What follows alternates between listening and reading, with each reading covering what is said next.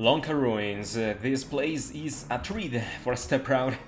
Their ship room doesn't advance the danger rate, cannot say the same for the rest of the dungeon now. For the first floor we take 12 steps, so do a walking cycle around the entrance door, go back to refresh the danger rate, and now the first floor is safe to cross without any random encounters happening. We also need 4 steps before descending further, so touch the division on the center, and now we can access the second level. Most of the dungeon references go 7 steps, by the way. Here we cross these sky bridges. We can see this thanks to the passages passive skill from thieves. And we also need 6 steps, so touch the wall. That's just my preference. That chest there contains a gold armor. You want to skip that. It's going to disrupt the samurai optimizes, and it's rather heavy, so it will drag you down the turn sequence if you opt to equip it. And the tier level. It's a very big room, but there is no step manipulation performed here. Very few step routes to have an encounter happen on this room. I've only seen one that gets stepped down as a matter of fact, but we do get a rondo, and we wanted to toss a couple of Thunder Scrolls at these nerfs to quickly dispose of them. We are carrying that from memory cursor from Soul Cannon, and oh yeah, if you get a random drop here, you want to discard it because it's not going to help and will mess up menus. Something very nice about this encounter is that it stops you right around the corner as well, so after the battle you just press right and get a safe path from that platform. Instead of a step route you can just kill whatever. Most things here die to a couple of Thunder Scroll tosses. As long as you hit level 14 before leaving, that hits the benchmark we want for Chimera Brain.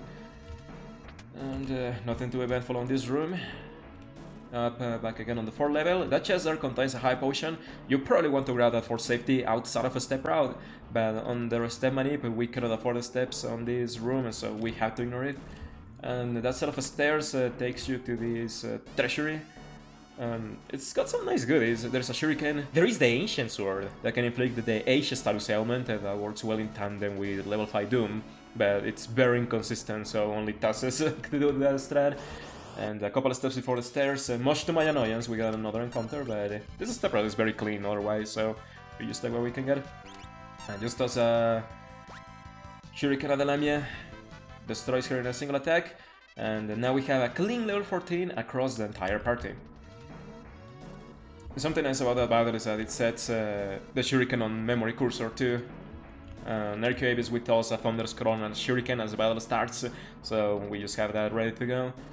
Careful about that pitfall, because it drops you into the previous floor, and that most certainly kills a step manipulation. And over here, the last encounter for a step route, another Lamia. Just flee from it. If you fled from the first one accidentally, you can take this as a chance to make up the missing experience, because we don't battle anything else on the way out. 5th level, just a couple of steps, touch the wall. And for this room, we just take the stairs to refresh the danger rate, and no more encounters happen until Tycoon. These last rooms are dangerous because you can encounter a Hydra. They are different from Hydras because they are way tougher, much faster, much deadlier, so you will most certainly have to heal after encountering one.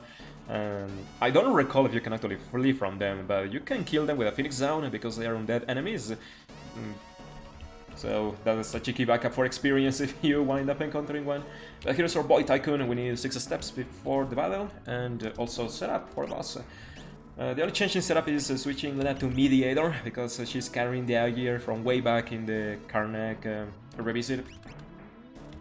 And there is nothing else we can do with Lena. Here we don't have any equipment to help with the battle.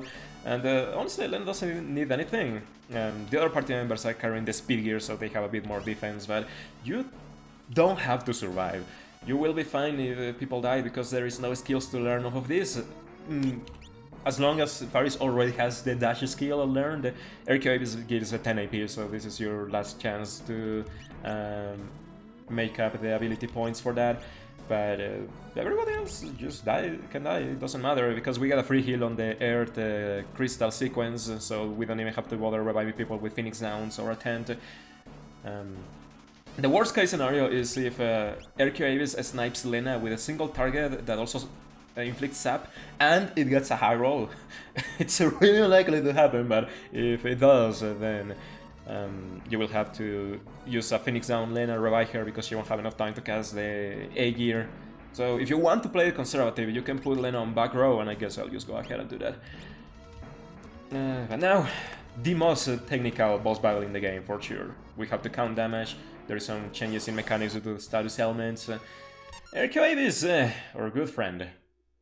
Okay, this guy is deceptive, I think it's a good word to use here, because when you battle this normally, this guy just changes elemental weaknesses and is a pain in the butt, but in the AI, the way this is handled is that there is actually 5 Archeoaevis in this battle, and the game silently changes them in a certain order once they die. So you are battling 5 bosses in one, and we're going to skip the part of the AI that allows the first Archeoaevis to summon the next one on the list upon defeat. By using indirect means of damage. This is the reason we carried over that A gear all this way here, because when you cast an A gear, it's going to inflict the Sap status element through Rainbow Wind. This is a unique monster skill that inflicts Sap, Silence, Mute. So it not only kills Archeoaevis the way we want to, it also makes the battle a little easier to outlast when battling this guy. So I am going to put up the complete Lua script from Samurai Gori's website. I had to edit it a little bit actually because the Archeoaevis' name was covering the HP values, but I just want to show you how Archeoaevis' HP decreases over time when he's inflicted with a Sap status. So, as you notice, he has 1600 health. The strat is dealing the majority of damage with the ninjas, and when Archeoaevis is on his last leg, you want to ensure that Sap status kills Archeoaevis so that we can do this AI escape and kill the first phase, and the battle ends on the spot instead, because it's unable to call the next phases on the list. So, Sap works just the same with enemies. HP gradually lowers over time, and it wears off eventually, so it's not permanent. It's going to last maybe 70 to 80 HP, we leave it alone. Yeah, right around the dot, and that's more or less how much enough time you have to make a Sap kill Archeoaevis, but there is a weird peculiarity with the Sap status. I want you to pay attention to Archeoaevis' HP when for this turn comes up here. So notice that it just started decreasing a little bit more rapidly. This is a quirk of Sap status when you are using wait mode. When that happens, when all the ATVs are frozen and waiting for your turn to get confirmed, Sap just plummets. It increases much more rapidly in damage, and we can also make it last longer because Sap also has to wait for wait mode to be done, and that is what we want to capitalize off of here in order to squeeze more juice out of Sap, and so we can inflict more damage to Archeoaevis. So the tech here is wait and then defend. Wait, defend. Wait, defend. And if we keep this Sap, then Sap can deal upwards of 100 damage more, and guarantee that we're going to kill Archeoaevis if we take advantage of these drops. So it went from nearly 70 damage to almost 200. If you play this right, it can deal almost 220 damage, and that will most certainly cover any damage rolls that the ninjas have with their attacks, because we cannot predict what they are going to deal in damage. We just have to see what happens and then react accordingly. So let's go back. Is this the save state? Yes, this is the save state I want to use. Okay, I'm just gonna turn off the Lua script because we don't need that anymore. Alright. For the first turn, Faris wants to defend. Even though she can continue with a black command, we have to guarantee that we don't overshoot the range, because if Archeoaevis switches to the second phase, then that could get dicey. We only have a single air gear, so there is only one chance to perform the quick kill, and we are only equipped with the resources to handle a single Archeoaevis, so we cannot continue with the battle and kill all the 5 others, and you have to ensure that you kill him off this way. So Faris passes on a fire cast on the first round because that could overshoot the range. For the other two, we have a Shuriken and Thunder Skulls on memory cursor, so you just want to hold A and toss those. And depending on the damage rolls, we may have to work differently here. So I got the worst damage rolls possible on Archeoaevis. 700 and 720, some into 1420 damage. If this happens, we need the Faris to contribute on the next turn with a fire spell. We don't need to do this because Sap will kill Archeoaevis if we play this right, but this is a speedrun. If we can deal more damage to haste than Sap killing Archeoaevis, then we're going to take it. So now it's time to release the beast. I have the Aegir take care of the rest. Let's go! Okay. Now, because I dealt so little damage with my tosses, I am going to have a Faris wait, then cast a black spell. Because we definitely are below the range for Archeoaevis to die. And then just keep defending with the others. I advise only using fire if you pull the absolute worst rolls. If you deal like 1400, something like that of damage, then you want to use a fire spell. You never use a fire if you deal more than 1500 damage, because you will overshoot the range. Because remember that Sap is also dealing damage to Archeoaevis as it is active. And an extra fire in the efforts of speeding up the battle could ruin the speedrun, so it's better to play it safe. It would be silly to lose the run because you got the trigger happy. Even if you deal 1400 damage, you never want to do a couple fire spells. I use advice against that. Don't get cocky on this guy. We only have one chance with the KO. After battle, we also got a giant drink drop, and it's going to be on the shuriken slot because that got emptied when the battle ends. You can only get this by killing Archeoaevis with this cheese, and it's going to help with boss setup during the meteor fetch. And yeah, there's nothing else to do here. We just enter the Earth Crystal Room. Something you can do is switch Galuf to Tife, because something weird happens when people are off party. Their passive skills permeate even though they are not physically present, so you have a caution active even if you don't have a Tife in the party per se. But now we have the Air Crystal, it shatters, but we also obtain the most overpowered job classes in the game, and they are going to be a great asset for the rest of the run. Like, they just blow everything else out of the water. The other crystals don't even contest to how OP these jobs are. But it is time, let's review these jobs for one last time, shall we? First up is Samurai. Samurai is a physical offense job class, can equip heavy armor, katanas. They also have a passive that increases evasion, so they are very nimble, they are very hard to kill. But more importantly, they have Giltos as their default command.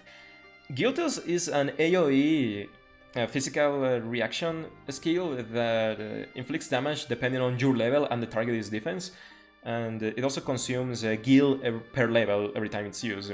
I think it deals like 150 damage per level you have, and it consumes 50. I don't know, I'm gonna put the formula on after editing, but needless to say, the way the formula works makes it overpowered. It just deals massive damage for free, well, at the expense of Giltos, but because of the item dupes we perform, we have more than enough fuel to sustain Giltos being used for the entire run. So this is going to be our bread and butter. Giltos murders everything, and it complements very well with another job class from this set, so I think you already know what I am talking about if you have experience in this game. Next up is Dragoon. Dragoon is wordless, much to my chagrin because I love dragons and these sprites are sick as hell, but back in the day we had a Dragoon jump over a Titan is dead reaction. These days we cheese that with the giant drink drop from Archeoaevis and tank him out instead, so we don't see Dragoon used any longer. Dancer is bad. I was forced to use it for the final battle of the game because I needed a job class that was faster than Night Faris and that could also equip ribbons. Freelancer didn't do the trick, so I had to settle with Dancer instead. That's the only use it says. Finally, the king of Final Fantasy V, Chemist. Part is arguably a little bit more broken, but Chemist just has more practical uses. On its second skill, on its level 3, it learns the combine command mix on other translations, and this command allows you to take a couple eligible consumables from your inventory and mix them to cause an effect. And the list is so wide, you can do pretty much anything with a chemist. You can heal, revive people at max health, you can cast insta-death on enemies, you can do more novelty effects like having enemy defense in half, just the list goes on. It's the chemists are insane. But more importantly, we can have access to the Samson's power and Dragon power mixes that increase the level by 20 and 10 respectively. And Giltos' formula is totally dependent on level. The higher your level, the way better damage you will get out of Giltos. So the next half of the run is getting mix ASAP, as quickly as we can, and spamming Giltos for every boss and just murder everything with it. So things got a little more consistent, a little less exciting from the playing aspect, but now our duty is learning mix as soon as possible. And kind of also leaves the party. He doesn't take any good equipment with him, just a couple kunai, a green beater and a stellar robe, so nothing harmful for the run until he rejoins on World 2. But that's it, the Floating Ruins. Let me just check the total step count. Yeah, we have to do 15 total steps after completing that.